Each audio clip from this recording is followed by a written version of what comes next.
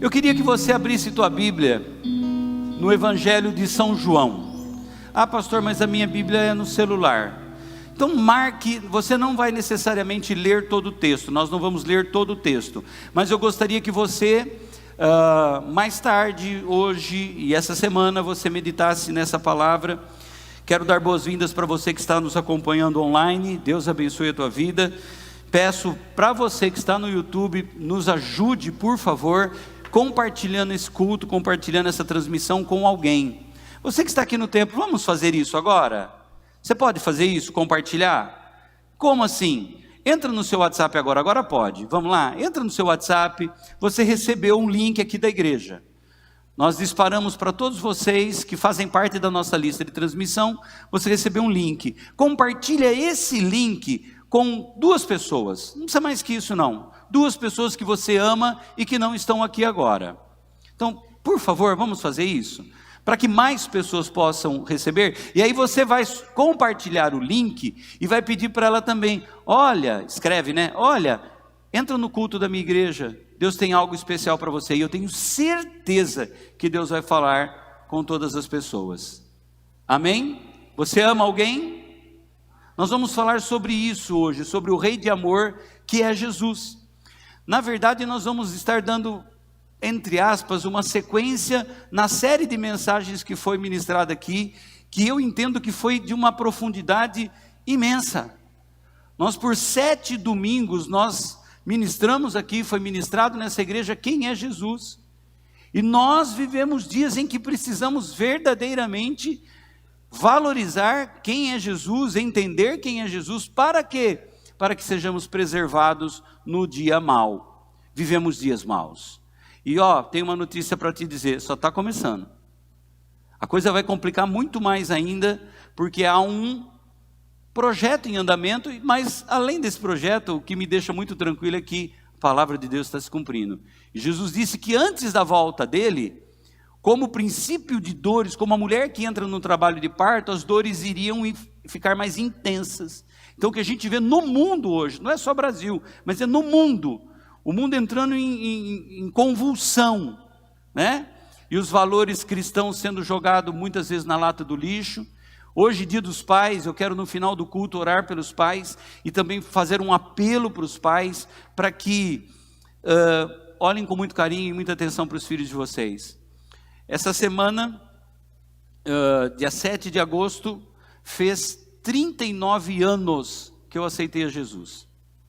39 anos. Foi na minha adolescência. Deus fez uma obra muito importante na nossa família no mês de março de 83. Minha mãe estava desenganada pela medicina.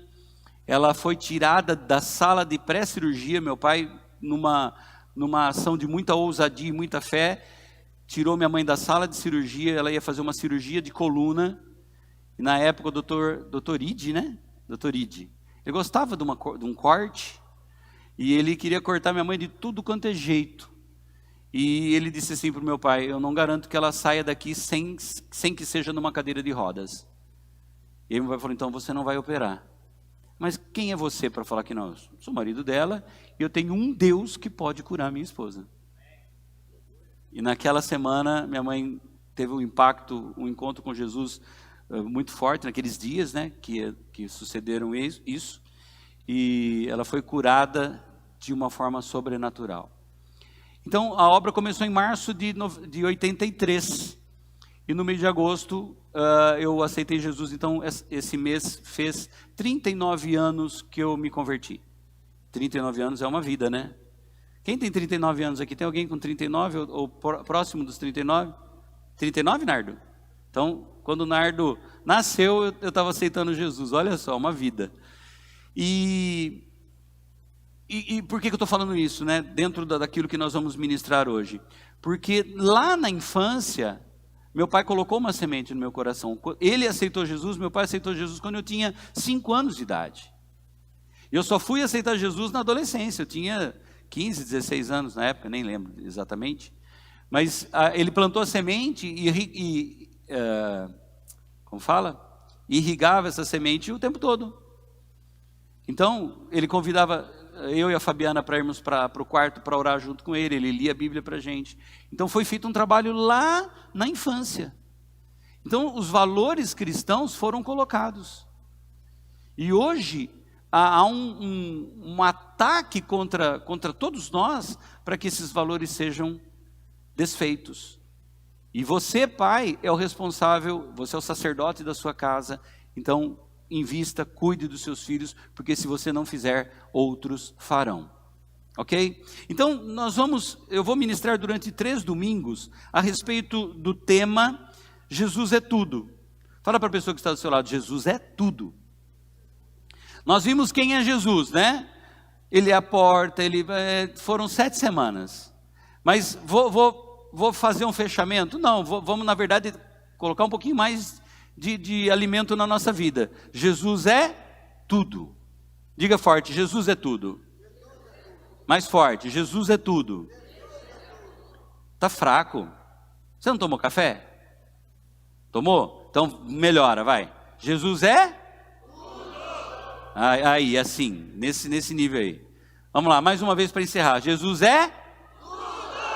Então ele é tudo. Nós vamos falar hoje sobre Jesus, o Rei de amor. Uma das coisas que ele é amor. E eu quero aqui fazer uma introdução, e eu preciso que você fique muito ligado naquilo que eu vou dizer, na introdução, para que você entenda onde a gente vai chegar. Eu disse que nós vamos falar sobre João 8. João 8. Mas para falar sobre amor, eu pedi permissão para Marlene, dia 20 de junho, né Marlene? Junho. A Marlene sofreu um acidente dentro de uma academia. Eu vou preservar o nome da academia por questão de ética só, mas eu deveria falar para você não ir lá. Mas depois você pergunta para ela, se você for muito curioso, né? Não precisa saber, mas se você for muito curioso, você pergunta para ela qual que é. Mas o que eu quero dizer? Nós vamos ver que Jesus é o Rei de amor. Vocês lembram quando começou a pandemia? Março de 2020? Eu me lembro que no meu condomínio, no elevador, colocaram uma lista enorme de jovens adolescentes que se colocaram à disposição para fazer compra para os velhinhos. Lembra que os velhinhos eram proibidos de sair de casa? E aí, no meu condomínio, colocaram no elevador o nome e o andar que aquela pessoa morava. Então, se alguém precisasse de uma compra e não quisesse sair do apartamento para fazer a compra, tinha pessoas se voluntariando. Show de bola, não foi? Quando tudo começou, eu falei assim, agora o negócio vai ficar bom. Gente, as pessoas estão se ajudando, as pessoas estão se oferecendo. Não deu. Quem achou que a coisa ia ficar legal? Será que eu sou muito ingênuo? Quem achou? Tem mais gente? Falando, agora vai. Agora vai, as pessoas estão se ajudando, que benção, que benção. Mas eu acredito que a pandemia, na verdade, ela só revelou algumas coisas. Porque a Marlene, ela estava fazendo jump na academia, em cima daquela, eu não sei o nome daquele equipamento, aquela cama elástica pequenininha. Então ela estava pulando na cama elástica e em algum momento ela pisou na bola também. Ela já tinha feito exercício de perna. Aí ela foi xeretar lá no jump. Então, quem faz perna na academia, como que é? Você sai de lá, tremendo, né? Fez perna. E aí a bonita foi fazer jump. Mas tudo bem, tira essa parte. E em um determinado momento do pula-pula do jump, ela desequilibrou e ela caiu e pisou entre o elástico e o aro. Ela enfiou o pé ali naquele vão. E caiu. No enfiar o pé no vão e na queda, ela quebrou o pé. E ela ficou deitada no chão da academia um bom tempo. Sabe o que aconteceu? Ninguém chegou perto. Não teve uma única pessoa que foi até ela e disse, deixa eu te ajudar a levantar, a fazer alguma coisa. A professora que estava dando aula de jump, foi um tombinho à toa. Uma luxaçãozinha. E puxando o pé dela, o pé estava quebrado. Gente, por que eu estou falando isso? Eu pedi permissão para a Marlene para falar isso. Quando eu fui fazer visita para ela, que ela contou isso, eu comecei a passar mal, eu fiquei nervoso de imaginar pessoas vendo a situação e nem uma viva alma se aproximou para falar assim, quer ajuda? Vamos ligar no 193 para pedir o resgate? O professor dela, que tinha acabado de dar aula para ela, saiu da academia, depois voltou, ela estava lá ainda, ele foi dar uma aula fora da academia, voltou, aí falou, eu vou pegar seu carro, eu trago o seu carro aqui perto para você entrar. Como que você, com o pé esquerdo quebrado, você vai trocar a marcha do carro? E ela saiu de lá de longe, foi até a casa dela, em terceira marcha do carro. Depois o carro deu problema também por causa dessa... Porque ninguém se prontificou a ajudar. Por que eu estou dizendo isso? Porque nós precisamos disso daqui, ó, de compreender que Jesus é o Rei de amor. E nós precisamos fazer diferente. Hoje faz exatamente 90 dias que mais de 90 dias que eu ministrei nessa igreja. Eu passei por um período muito difícil de novo. Eu estou aqui hoje pela graça de Deus. Pela graça de Deus. E eu quero agradecer a você que esteve nesse tempo orando pela vida do pastor Fábio. Sou muito, muito grato a vocês. Eu só estou aqui hoje porque eu acredito que você esteve orando pela minha vida. Não tem outro jeito. Humanamente falando, não tem outro jeito. Estou tomando um monte de medicamento ainda. Estou me esforçando ao máximo para estar com vocês aqui hoje, porque eu preciso reagir também. Mas eu entendo, né, que você está aqui porque você ama essa igreja, você ama o seu pastor, você ama estar aqui nessa família. Mas aqui fica uma palavra minha também, para aqueles que vão ficar sabendo que eu falei isso agora, que deixaram de frequentar a igreja, que saíram dessa igreja, porque não era o pastor Fábio que estava pregando. Pessoas que nem tchau disseram. Pessoas que a gente percebe a falta, a gente entra em contato pelo WhatsApp e simplesmente foram para uma outra igreja, foram para um outro lugar, simplesmente abandonaram sua família, sem sequer dizer assim, ó, tchau, estou indo. E quando a gente entra em contato, não, está tudo bem. Está tudo perfeito, está tudo em ordem. Mas se acovardaram, e isso me entristece. Isso me entristece, porque a sua fé não pode, em hipótese alguma, estar colocada sobre Fábio. Não importa quem suba nesse púlpito para ministrar. Quando alguém sobe aqui, é isso daqui que vale. É a palavra de Deus. E se você estiver colocando a sua fé, se você estiver colocando a sua esperança em pregador A, B ou C, eu gosto mais do estilo, eu gosto não sei do que, eu vou mudar de igreja porque o pastor não está indo na igreja. A sua fé, você me desculpa, não é para você que eu estou falando, é porque vai chegar em quem precisa ouvir. Tenho certeza que vai chegar. E talvez esteja até assistindo pela internet agora. A sua fé precisa ser edificada em Jesus, porque Ele é o Rei de amor. Ele se preocupa com você. Nós nos preocupamos também. Mas nós somos humanos, nós somos limitados. E se você colocar a sua esperança em homens, em pessoas, desculpa te dizer, você vai quebrar a sua cara, menos dia. Edifique a sua fé em Cristo. Olha para Jesus, os dias são maus, a coisa vai ficar mais pior do que já está. Mais pior é ruim, hein? É mais pior. Agora, eu vou na onda, eu vou naquela igreja porque lá tem movimento. Os movimentos passam. Oba passa. É gostoso, lógico que é gostoso eu ir numa igreja que está cheio de agito, que está cheio de coisa e que não sei o quê. Mas é muito melhor eu estar no meu lugar secreto, tendo vida com Deus, porque é aquilo ali que vai sustentar a minha vida e a minha fé. Não é movimento, não é banda, não seja lá o que for. É Jesus quem vai cuidar de você. Então olhe para Ele.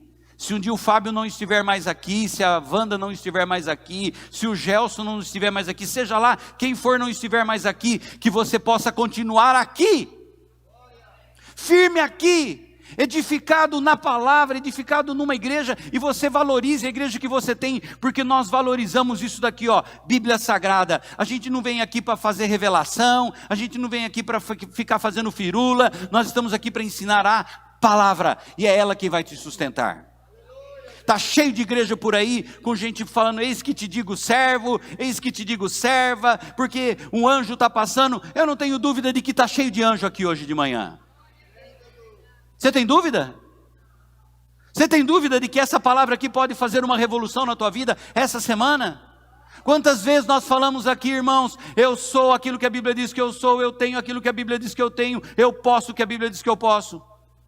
Quantas vezes nós falamos aqui, hoje de manhã eu abro meu coração está aberto, minha mente receptiva, e eu serei transformado por essa palavra. Quantas vezes nós falamos isso? Que não seja só uma retórica, que não seja só um jargão, mas que a gente creia que essa palavra é quem vai dar sustento, essa palavra é quem vai nos garantir vida eterna, essa palavra que vai garantir que nós tenhamos uma vida de sucesso e de prosperidade. Jesus é o Rei de amor. Que nós não sejamos pessoas como daquela academia que viram a Marlene no chão, mas não tiveram sequer a capacidade de estender a mão e dizer assim, te ajudo a ficar em pé. E a coisa não parou ali, né, Marlene? Não parou na academia, porque ela foi na Unimed, tiraram o raio-x, o pé está quebrado. Na mesma noite, o pé está quebrado, volta para casa. Amanhã cedo você volta. Volta para casa, vá para casa e amanhã cedo você volta. Para passar no especialista. Que raio de hospital é esse? Se tem um especialista e ele está de plantão, chame ele onde ele estiver. Se ele estiver na casa dele, ele que venha cobrir o plantão. Qual a surpresa? Chega no outro dia de manhã, cedinha, a Marlene está lá no hospital. Dor. O especialista olha para ela e diz assim, cirurgia agora. Imediatamente já vai direto para o centro cirúrgico. Isso poderia ter sido feito na noite anterior, vocês concordam comigo? Por que você está falando tudo isso, pastor? Para que a gente veja o nível que nós estamos vivendo. As pessoas, elas só olham para si, elas olham para o seu próprio umbigo, para o seu próprio desejo. Mas hoje de manhã Deus vai ministrar no nosso coração, e vai encher o nosso coração de amor, o amor que Jesus Cristo tem.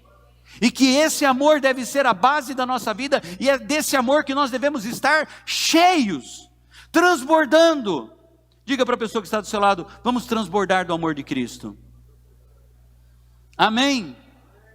Então vamos lá, eu vou falar um pouquinho desse amor, e vai dar a impressão assim, eu vou até citar aqui, né? No mês de dezembro a gente celebra o Natal. Daqui a pouco já está chegando outro Natal aí, outra celebração.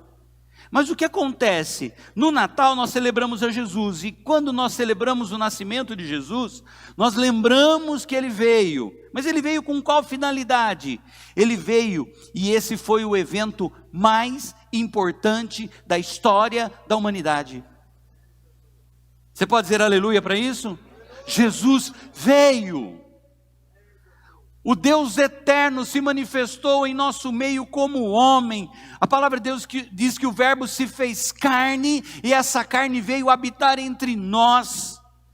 Isaías capítulo 9, versículo 6 diz, porque um menino nos nasceu, um filho se nos deu, e o principado está sobre os seus ombros, e o seu nome será maravilhoso, conselheiro, Deus forte, Pai da eternidade, príncipe da paz. Esse é Jesus. Esse é Jesus. E uma coisa me chama a atenção nesse versículo, diz assim, o principado está sobre os seus ombros. O mundo hoje, nós quando olhamos para o mundo, nós temos a impressão, o negócio está ficando feio demais. Mas quando a gente olha para o mundo hoje, nós podemos ver que Deus está no controle de todas as coisas. É necessário acontecer tudo o que está acontecendo. E eu vou dizer de novo, e a coisa vai ficar mais complicada, porque nós vamos ver os verdadeiros cristãos é que vão aguentar e vão suportar passar por perseguições e lutas e provas por causa do nome de Cristo. Amém? Billy Graham, o maior pregador do nosso tempo, ele diz assim: o maior acontecimento da história não foi o homem subir e pisar na lua, foi Deus descer e pisar na terra. Esse foi o maior evento que aconteceu. Essa foi a maior graça que nós poderíamos receber. Deus veio e se transformou em carne e pisou aqui na terra. Realmente, quando nós olhamos para isso, esse evento mudou a história da humanidade. E a vinda de Jesus marcou o mundo para AC e DC. Antes de Cristo e depois de Cristo. Minha vida e a sua vida também foram marcadas por um AC e um DC. Você era uma pessoa antes de Cristo e você é outra pessoa depois de Cristo, sim ou não? Então diga: eu também tive um AC e um DC, e o DC ficou melhor. Amém? A sua vida DC ficou melhor, não ficou? Porque depois de Cristo, Ele mudou a sua história, Ele mudou a sua vida, Ele mudou tudo aquilo que você precisava. Agora, o que é que eu preciso entender? Jesus veio para transformar a nossa vida, mas Ele veio com um propósito. A vinda de Cristo na terra foi para cumprir uma missão que Ele recebeu do Pai, determinado antes da fundação do mundo. Gente, olha que versículo interessante, Apocalipse 13, versículo 8, na parte B do versículo. Olha para esse texto. A Bíblia diz que o cordeiro que foi morto antes da fundação do mundo. Quando nós só por um lapso pensamos que Deus não controla nada, por um lapso nós pensamos que Deus não tem o controle.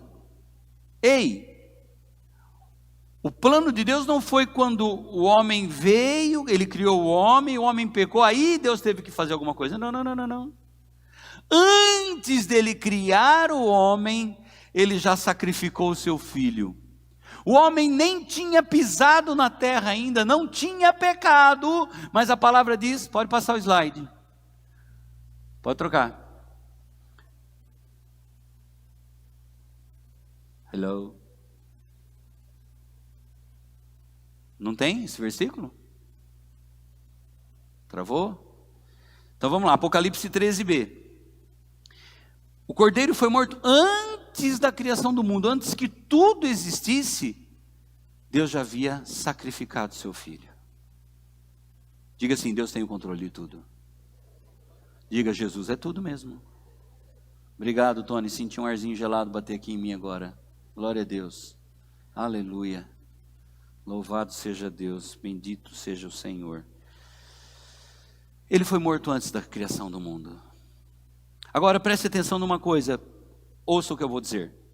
Os ofícios que Jesus Cristo realizou correspondem ao chamado original de Deus para cada um de nós, homem e mulher. Os ofícios de Jesus mostram que Jesus é o cumprimento da revelação do Antigo Testamento. Apocalipse capítulo 1, versículos 5 e 6 diz assim: e da parte de Jesus Cristo, que é a fiel testemunha, o primogênito dos mortos e o príncipe dos reis da terra, aquele que nos ama.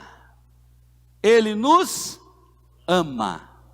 Aquele que nos ama e em seu sangue nos lavou dos nossos pecados e nos fez reis e sacerdotes. Você não é uma pessoa qualquer, você não é uma pessoa comum, você é rei e sacerdote. Eu falei isso outro dia fazendo um velório, até o defunto deu glória. Vou repetir, vou te dar uma chance. Vou te dar uma chance porque isso daqui é um negócio impressionante. Ele fez de mim e de você reis e sacerdotes. Semana passada a gente tirou umas férias que foi meio assim, aconteceu inteiramente sem programação nenhuma. Minha cunhada fechou um pacote em Natal, no Rio Grande do Norte, E ela foi fazer uma graça para cima da gente. A Bárbara, ela deve estar assistindo agora. É brincadeira, tá, Bárbara? Ela foi fazer uma graça para cima da Wanda. Então, a gente está indo para o Rio Grande do Norte, lá para Natal, tal. Uhum. Aí a Wanda falou para mim, a Bárbara está indo para o Rio Grande do Norte. E ela achou um pacote legal na Decolar, decolar.com. Olha eu fazendo propaganda para decolar.com. Aí eu falei, é? Aí, entrei na decolar.com. Falei, vamos ver como é que é esse negócio. Se ela pode, eu também posso. E aí, irmãos, aí eu estava conversando com a Beth agora. A Beth, semana passada, estava em Recife, se eu não me engano. E a gente estava trocando umas ideias ali. Ela falou assim, mas a gente é tonto, né? Ela falou assim, eu fiquei num hotel que eu não acreditava no que eu estava vendo. Eu falei, eu também. Gente, nós ficamos num resort que até agora eu falei assim, pai, era 5 estrelas e mais umas estrelinhas assim que eu não tinha nem visto. E foi um negócio assim, inusitado. Normalmente a gente faz o seguinte, nós recebemos restituição de imposto de renda. Fica a dica aqui, tá? Esse ano, quando começou a fazer a declaração de imposto de renda, eu fiz na primeira semana e já mandei. Primeiro lote de restituição, olha nós recebendo, né? Glória a Deus. Aí quando veio a restituição, e a Bárbara fez aquele desafio, eu falei para a Wanda, a gente sempre pega a restituição de imposto de renda e paga a conta. Eu vou pagar as contas, mas não vai ser com restituição de imposto de renda. A restituição nós vamos usar para passear. Vamos viajar e vamos lá. E aí nós fomos. Irmãos, era rei e sacerdote. Tinha hora que eu falava assim, eu não acredito que eu estou nesse lugar. E aí, lógico, a gente postou no Instagram, teve gente que aplaudiu, teve gente que ficou morrendo de raiva. Deixa eu falar uma coisa para você, o que você repele da sua vida, de alguém, repele da sua também. Então assim, quando você vê alguém colocar alguma coisa boa, curte, compartilha nada. Curte e celebre, porque Deus está fazendo na vida dele, pode fazer na sua também. Posso ouvir um amém? Não tenha inveja, não tenha raiva se alguém está prosperando. Quando alguém prosperar perto de você, fale assim, uau, que top, parabéns, você merece, porque isso vai vir para você também.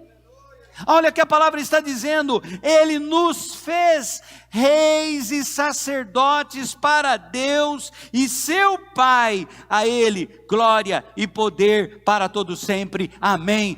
Eu estou falando com reis e sacerdotes hoje de manhã nesse lugar. Eu estou alcançando você na sua casa agora de manhã. Você é rei e sacerdote, você é rainha e sacerdotisa. Nós somos herdeiros de Deus. O que é que nós precisamos entender? Que tudo isso fazia parte do plano de Deus. Vou resumir um pouco. O povo de Israel era o alvo do amor de Deus. O povo de Israel era o alvo da dedicação de Deus em resgatar o homem. E quando Jesus veio, dentro de um processo, esse processo envolvia sacerdócio e ritual de sacrifício. Jesus veio para ser sacerdote e se ofereceu em sacrifício. Outra coisa, o plano de Deus para o homem, para o povo de Israel e que nos atingiu, era de um movimento profético e de palavra. Deus falava com o seu povo, Deus ministrava no seu povo, Deus dirigia o seu povo. E outra coisa, Ele tinha em mente, Deus tinha em mente um reino e teocracia. No reino de Deus não é democracia, democracia é governo do povo para o povo. Nós vivemos num estado democrático. Então é por isso que a gente vê às vezes coisas que a gente não concorda, mas faz parte do negócio. Todo mundo tem direito de se manifestar, pelo menos tinha até um tempo atrás. Hoje não pode se manifestar muito. Esses dias atrás eu tive um bloqueio na minha conta do Instagram, porque eu postei uma frase que o Estadão, eu não sei quem deu ordem para o Estadão me fiscalizar e dizer o que é verdade e o que é mentira, e o Estadão foi lá e me bloqueou dentro do Instagram, dizendo assim, essa frase é fake news. Mas tudo bem, não era fake news para mim, não era uma frase que eu pensava igual o autor da frase. Então o reino de Deus é teocracia. O que significa? Governo de Deus para nós. Olha para mim. No reino de Deus não é democracia. Eu não faço o que eu quero. No reino de Deus é teocracia. É o governo dele para mim. E Ele sabe o que é melhor para mim. Ele sabe o que é melhor para mim.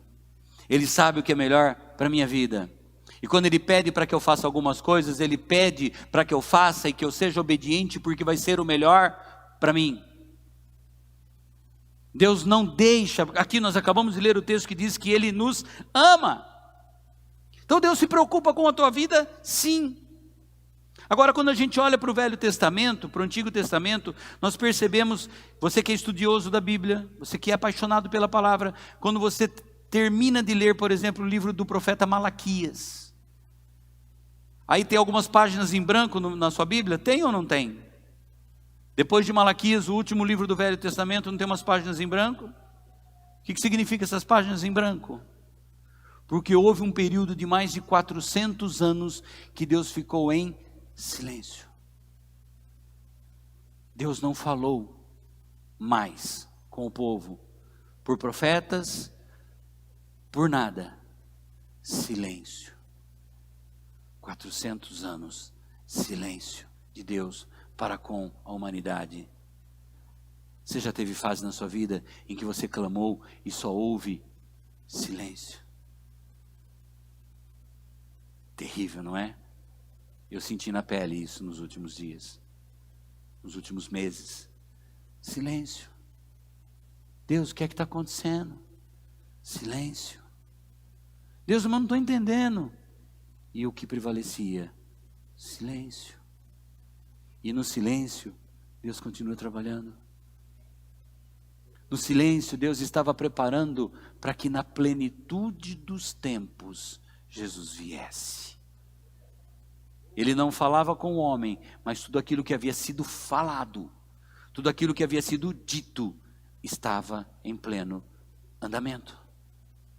Eis que a virgem conceberá e dará à luz a um filho, e o seu nome será Maravilhoso, Deus forte, Pai da eternidade, Príncipe da paz. A palavra estava funcionando. Deixa eu dizer uma coisa para você, nos momentos de silêncio da sua vida, a palavra está funcionando. Foi confuso. O Antigo Testamento encerra em um tom de frustração e de dor, aquele silêncio todo. O povo não conseguia obedecer e cada dia mais se afastava daquilo que Deus esperava deles. Olha só as últimas palavras de Malaquias, as últimas palavras de Deus para o seu povo. Malaquias 3:7. Desde o tempo dos seus antepassados, vocês se desviaram dos meus decretos e não os obedeceram. Voltem para mim e eu voltarei para vocês, diz o Senhor dos Exércitos. Mas vocês perguntam, como voltaremos? Olha a situação em que o povo estava. Deus havia falado, dado palavras, dado direcionamento, mas o povo estava cada vez mais longe de Deus. E a palavra era, voltem para mim. Será que hoje Deus não está dizendo para alguém aqui, pode ser para mim? Volta para mim, Fábio. Volta para mim e veja o que é que eu vou fazer. Você se afastou dos meus decretos, das minhas leis, volta para mim.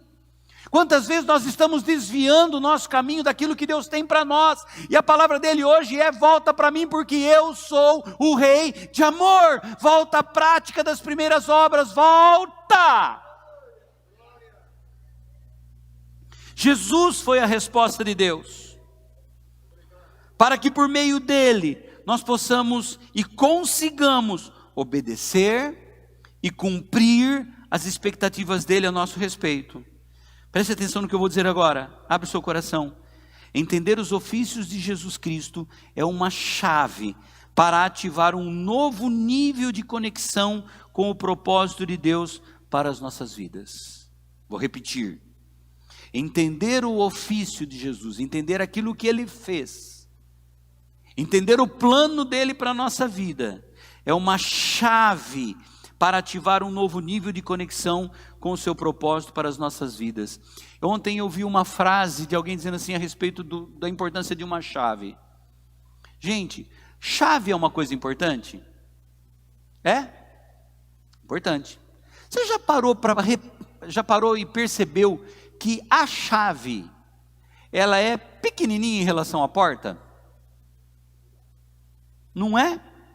Agora, você já reparou que essa pequenina chave que abre uma porta, a porta é bem menor do que o ambiente que você está abrindo? Recebe para a tua vida hoje de manhã, compreender o que Jesus fez por nós, entender que Ele é o Rei de amor, faz com que uma porta se abra, faz com que uma chave seja colocada na nossa mão, para que nós possamos desfrutar daquilo que Deus tem para nós. E a chave, o resumo é: Jesus é tudo. Jesus é tudo. João 15,5 ele diz assim: porque sem mim nada podeis fazer. Ele é tudo. Mas também é verdade o que a palavra diz em Filipenses 4,13: posso todas as coisas naquele que me fortalece, e esse é Jesus. Eu não posso fazer nada sem Ele, mas eu posso fazer tudo com Ele. Vou repetir: eu não posso fazer nada sem Ele, mas eu posso tudo com Ele. Eu não posso fazer nada sem Ele, mas Ele é tudo para mim. Eu posso todas as coisas naquele que me fortalece. Quem tem Jesus tem tudo. Quem não tem Jesus não tem nada. Vamos ver o que é esse Rei de amor? A mensagem do Antigo Testamento traz o anúncio do governo de Deus sobre o povo de Israel. Quando você olha para todo o Velho Testamento, Deus se relacionando com o seu povo e dando direção. Quero que vocês andem por aqui. E o que acontece? Ele se esforça, ele dá diretrizes. Então o Antigo Testamento traz o anúncio do governo de Deus sobre nós.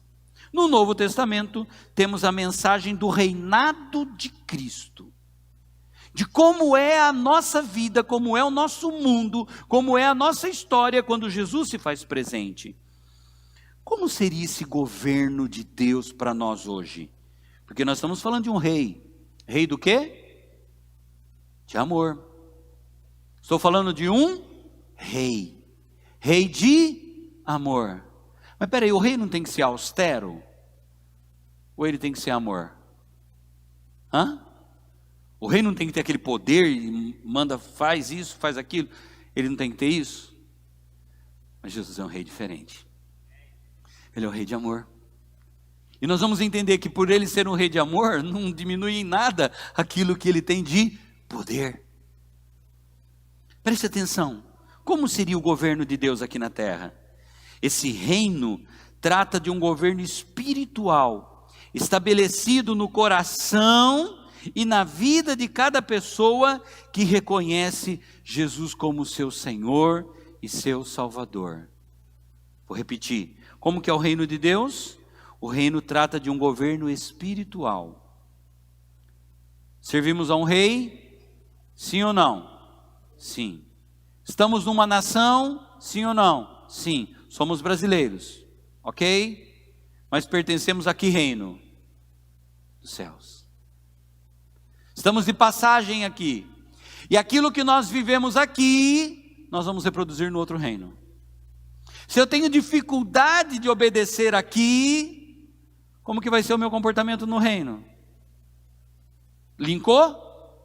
Se eu tenho dificuldade de reconhecer algumas coisas de Deus aqui na terra, como que eu espero que eu vá para o céu? Repetindo, esse reino se trata de um governo espiritual, estabelecido no coração e na vida de cada pessoa para reconhecer, que reconhece Jesus como Senhor e Salvador. Colossenses 1,13 diz assim: pois Ele nos resgatou do domínio das trevas e nos transportou para o reino do seu Filho amado, em quem temos a redenção, a saber, o perdão dos pecados. Nós fomos perdoados por Deus. Amém? Você pode dizer amém para isso? Fomos perdoados. E como é que esse reino acontece? Eu vou pular uma parte, tá bom? Quem está no multimídia aí, vamos lá para entender o que é esse rei de amor. Primeiro, Jesus é o rei de amor. E o que significa isso? O alvo de Jesus é a sua restauração. Lembra que eu falei de João 8? João capítulo 8, conta a história de uma mulher que foi pega no ato em adultério. Jesus estava no templo, isso chama atenção também. Jesus estava no templo, fazendo o quê? A Bíblia diz que ele se assentou e ensinava no templo. E num determinado momento do ensino de Jesus, chegam os religiosos e pegam a mulher e colocam na frente de Jesus e dizem: ei, ela foi pega no próprio ato de adultério. Ontem, enquanto eu estava meditando nesse texto, eu fiquei imaginando como foi difícil para essa mulher enfrentar aquela situação. E daqui a pouquinho eu vou falar uma frase que você vai achar bastante interessante também. Mas, gente, se ela foi pega no ato do adultério, ela estava na cama com um homem, tiraram ela daquele ambiente e arrastaram-na pela cidade toda. Então, era pouca vergonha que ela estava sentindo. E é interessante que o adultério não foi feito só por ela. Tinha um outro cidadão no negócio também, não tinha? Ela estava adulterando sozinha? Não. Mas em nenhum momento fala do homem, né? Ai, que bonito. Só fala dela. Agora, imaginem vocês o constrangimento, a dificuldade de viver aquele... Ela já tinha errado. Está comigo aqui? Imagina a cena, né? Eu estou aqui ensinando, como se fosse lá na sinagoga. Jesus está ensinando, de repente alguém chega aqui, no meio do corredor aqui, passa com alguém: ô pastor Fábio, olha aqui, ó, fulana de tal foi pega no ato. O que é que aconteceria aqui? Aquela mulher, quanta vergonha. Sim ou não, gente? Mas aí nós vamos ver como é que o rei de amor se manifesta. Porque o rei de amor, o alvo dele é restauração. Vamos entender? Versículo 6 do capítulo 8. Mas Jesus, quando fizeram a acusação, olha só, e aí eles disseram assim: o que é que o senhor diz a respeito disso? O que o senhor tem para dizer para a gente a respeito do que essa mulher estava fazendo? Olha o que o versículo 8, o versículo 6 diz: mas Jesus inclinou-se e começou a escrever no chão com o dedo. Jesus se inclina, não porque estava indiferente à situação daquela mulher. Olha que incrível isso daqui. Mas porque o foco dele não estava no seu erro, mas sim no desejo de restaurá-la. Se Jesus quisesse valorizar o erro dela, era só ele dizer assim: cumpram a palavra. Simples assim. Porque eles já chegaram e disseram para Jesus o quê? Senhor, a lei manda que ela seja apedrejada. E o que é que o Senhor diz? O que é que tinha que ser feito, gente? Pedra. Ela devia ser morta. Então Jesus não está, naquele momento, ele não estava focando no erro dela, mas no desejo de restauração da vida dela. E observe como ela foi colocada diante dele. Versículos 3 e 4 diz: fizeram-na ficar em pé diante de todos e disseram a Jesus: mestre, essa mulher foi surpreendida em ato de adultério. Ela foi colocada em pé para ser humilhada diante de todos. Enquanto os fariseus queriam humilhá-la, expondo os erros dela, Jesus se inclina de maneira poderosa, ignorando as acusações e os julgamentos. Jesus não estava dando a mínima para eles, porque o interesse do reino dele era outro, a justiça dele era outra. Quando o seu erro estiver exposto diante de Jesus, ele se inclinará para te restaurar e te restituir. Eu não sei se você errou, se você pecou, se você falhou, quando foi isso, não interessa. Jesus não está interessado em que você seja exposto e ridicularizado. Ele está interessado em restituir e restaurar sua vida. A minha vida, a nossa vida.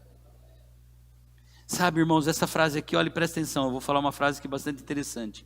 A melhor coisa que poderia ter acontecido com aquela mulher foi ela ter sido pega em pecado e sido jogada diante de Jesus. Foi a melhor coisa que poderia acontecer com ela. Não é estranho isso?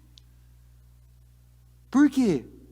Porque se ela não fosse pega no ato adulterando, ela ia continuar adulterando. Sim ou não? Ninguém viu? Bora. Vamos fazer? Ninguém está vendo? Bora. Mas a partir do momento que foi exposta e foi jogada literalmente diante de Jesus, foi a melhor coisa que poderia ter acontecido na vida dela, porque ela foi colocada diante do Rei do Amor. Não importa como chegamos diante de Deus, o que importa é que nunca mais seremos os mesmos depois disso. Não importa que jeito você chegou, não importa como você está agora, importa que você está diante de Deus agora. E a sua vida pode ser mudada completamente. Completamente mudada. Você não precisa mudar para se aproximar de Jesus. Você se aproxima e tudo muda. Tem gente que fala assim, quando eu tiver melhor, quando eu tiver mais certinho, quando eu tiver tudo certinho na minha vida, aí eu me aproximo de Deus. Não, você não precisa disso. Você só precisa se aproximar para que a coisa possa melhorar de verdade. Essa é a diferença. Essa é a diferença. O que acontece quando nós nos aproximamos de Deus? Uma pergunta. Você tem ideia do que Jesus estava escrevendo na areia? No chão? Sabe o que Jesus estava escrevendo no chão? Provavelmente nada. Ele só estava ali ganhando um tempo, para ver como que a atitude deles, que rumo a coisa ia tomar. Provavelmente ele estava fazendo rabisquinho, casinha com o sol, a arvorezinha, o pássaro voando. Provavelmente isso. Por quê? Miqueias capítulo 7, versículo 19, diz o que ele pensa a respeito de quando nós falhamos. De novo terás compaixão de nós, pisarás as nossas maldades e atirará todos os nossos pecados nas profundezas do mar. É desse jeito que Deus trata nosso pecado quando nós confessamos. Ele joga fora. Que nós sejamos colocados diante de Jesus hoje. O que é o Rei de Amor? Segunda coisa, o agir de Deus, o agir de Jesus, que é o Rei de Amor, está em sua proteção. Olha só, visto que continuavam, versículo 7, que continuavam a interrogá-lo, ele se levantou e lhe disse, gente, vocês querem saber o que eu penso a respeito do assunto? O negócio é o seguinte, se algum de vocês estiver sem pecado, seja o primeiro a jogar a pedra, a tirar a pedra. Vocês querem então saber qual é a resposta? Quem não tiver pecado, manda a primeira pedra. As pessoas estavam acusando aquela mulher. Elas se achavam no direito de julgá-la, de expor a sua vida diante dos outros, mas elas estavam sendo influenciadas pelo próprio inimigo. Sabe quem é que estava tentando se divertir naquela situação? Satanás. Sabe quem é que tenta se divertir quando você falha, quando você erra, quando você não atinge o alvo estabelecido? Satanás. Porque o nome dele, diabo, vem do grego, significa acusador. Zacarias capítulo 3, versículo 1 diz assim, depois disso ele me mostrou o sumo sacerdote Josué diante do anjo do Senhor, e Satanás à sua direita para acusá-lo. Esse é o papel do diabo. Eu e você não fomos feitos, chamados, nós não estamos aqui para acusar ninguém.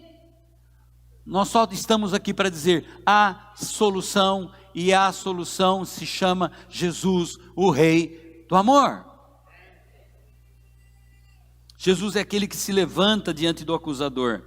Ele não te deixa sozinho. Como rei de amor, Ele mostra o seu poder diante do inimigo e desse mundo.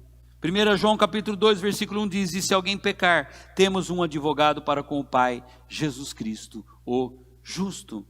O nosso advogado, Jesus Cristo, não é aquele que apresentou um argumento que nos justifica. Preste atenção. Jesus como advogado, o que o advogado faz? Ele vai diante do juiz e argumenta para reverter a situação.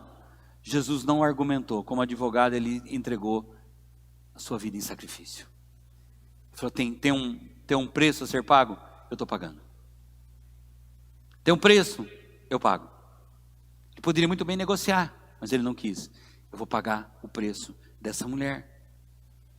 1 João 2,2. Ele é a propiciação pelos nossos pecados, e não somente pelos nossos, mas também pelos pecados de todo o mundo. Que hoje nós possamos estar diante de Jesus e ver Ele se levantar para nos defender. Ele levantou e disse, quem não tiver pecado, atire a primeira pedra. E o que aconteceu depois? O amor de Jesus gera manifestação da sua graça. Irmão, deixa eu dizer uma coisa para vocês. Hoje nós estamos aqui por causa da graça de Deus sobre nós. Você sabe o que significa daqui a pouquinho a gente pegar um pedaço de pão e um suco de uva e dizer assim, oh, obrigado Deus porque o Senhor me perdoa, o Senhor me restaura, o Senhor me faz novo de novo. Foi isso que Jesus fez. Vamos lá? Colocaram a mulher diante de Jesus, Ele se inclina. Continuam, Ele se levanta e diz, quem não tiver pecado, joga a primeira pedra. O que Ele faz na sequência? De novo, se inclina de novo. Versículo 8 e 9, inclinou-se novamente e continuou escrevendo no chão. Os que o ouviram foram saindo, um de cada vez, começando com os mais velhos. Foi vazando um por um. Quem não tiver pecado, joga a primeira pedra. Dos mais velhos aos mais novos, eles deram linha. Hashtag partiu. Hashtag, deu ruim pra gente. Foram saindo um por um. Jesus ficou só, com a mulher em pé diante dele. Quando Jesus se inclina novamente, preste atenção, Ele continua escrevendo. Aquela mulher permanece em pé diante de Jesus. Agora, algo novo acontece. Não é mais alguém que ignora as acusações, mas a graça de um Deus puro constrangendo o homem pecador. Jesus continua escrevendo, um por um, vai vazando, e aí quando Jesus levanta, cadê os teus acusadores? O que é que estava ali diante daquela mulher naquele momento? Graça. O que é que está diante de nós hoje de manhã? Graça. Graça. Graça. Nós somos hoje de manhã cheios da graça de Deus. O amor de Jesus faz isso. Sem Jesus todos nós somos igualmente pecadores. Erramos e fazemos coisas que jamais imaginaríamos ter coragem de fazer. Jesus transforma, como fez na vida daquela mulher, Ele faz na minha vida, Ele faz nas nossas vidas hoje. Jesus transforma o palco da humilhação no ambiente de quebrantamento. Jesus não joga pedras. O que Jesus fez? Uau! Ele fez as pedras caírem. Porque todos eles estavam com pedras nas mãos. Sim ou não, gente? Eles tinham pedras nas mãos, eles só estavam esperando o sinal verde para jogar a pedra na mulher. Mas Jesus não joga pedra, Ele faz com que as pedras que estão nas mãos dos homens acusadores caiam no chão. Quando as pedras caem, os acusadores vão embora. O mais importante acontece, fica só eu e Deus. Quando o acusador vai embora, fica só você e Deus, porque Ele é o Rei de amor. Aleluia, posso ouvir um amém? Pedro um dia disse, Senhor, Para onde iremos? Tu tens as palavras de vida eterna. Para onde nós vamos? Só o Senhor tem palavra de vida. Deixa eu dizer uma coisa para você, você vai para casa hoje, e você vai com o coração cheio de esperança, de fé, de graça, porque você vai entendendo que Jesus é o Rei de amor. Ele se preocupa com você. Para finalizar, queria que você ficasse em pé.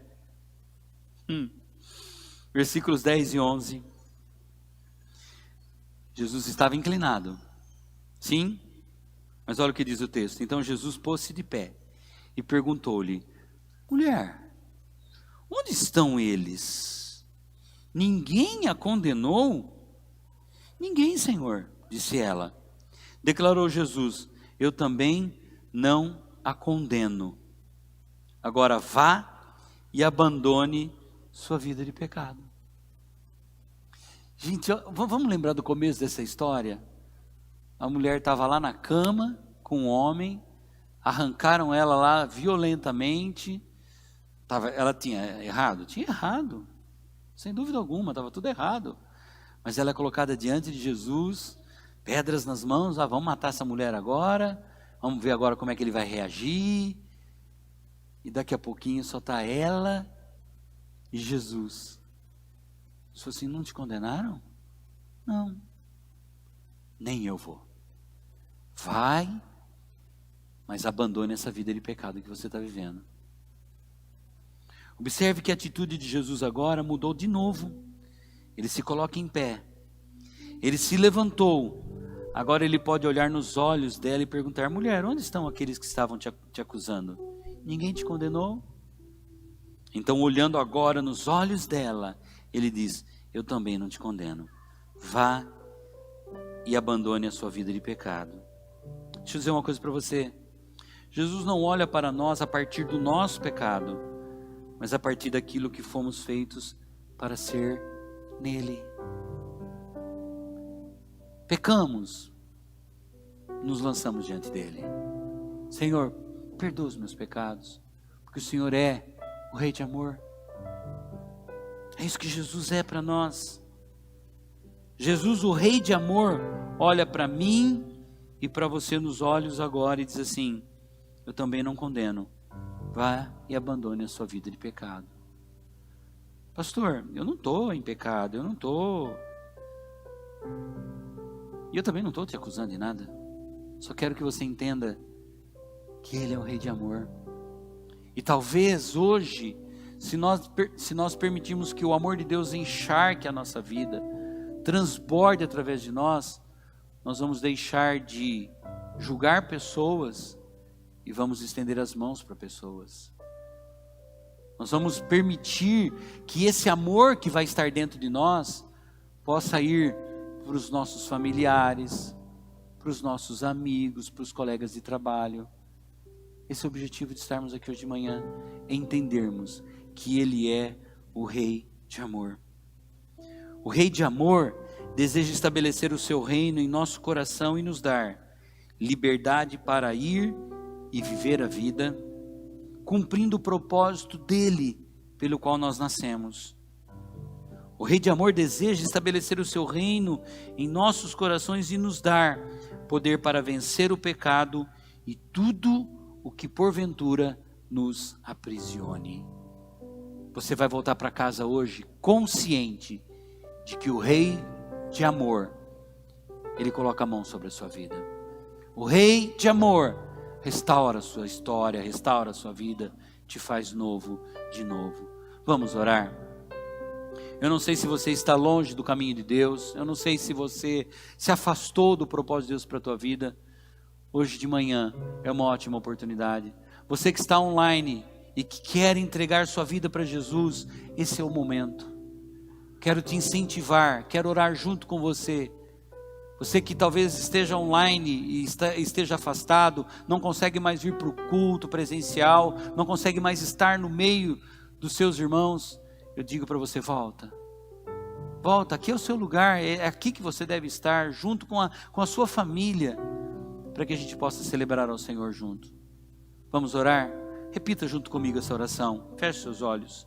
Senhor Jesus, eu reconheço sim, que sou pecador, que falho muitas vezes, peco e me afasto do teu propósito para a minha vida. Hoje de manhã eu te peço, Rei de amor, enche a minha vida com tua presença. Rei de amor, enche a minha vida com a tua graça. Perdoa os meus pecados, limpa-me completamente, para que eu possa viver no centro da tua vontade. Eu oro e te peço em nome de Jesus. Amém e amém. Você que fez essa oração pela primeira vez, você que estava afastado dos caminhos do Senhor, saiba que aconteceu algo muito especial agora. O amor de Deus veio sobre a tua vida. Ele te enche, Ele transborda na sua vida. Algo novo acontece. E como essa mulher, Jesus diz para mim e para todos nós hoje: não peques mais. Anda dentro do meu propósito. Anda dentro da minha vontade para a tua vida, para que você possa ter vida plena no meu reino. Amém?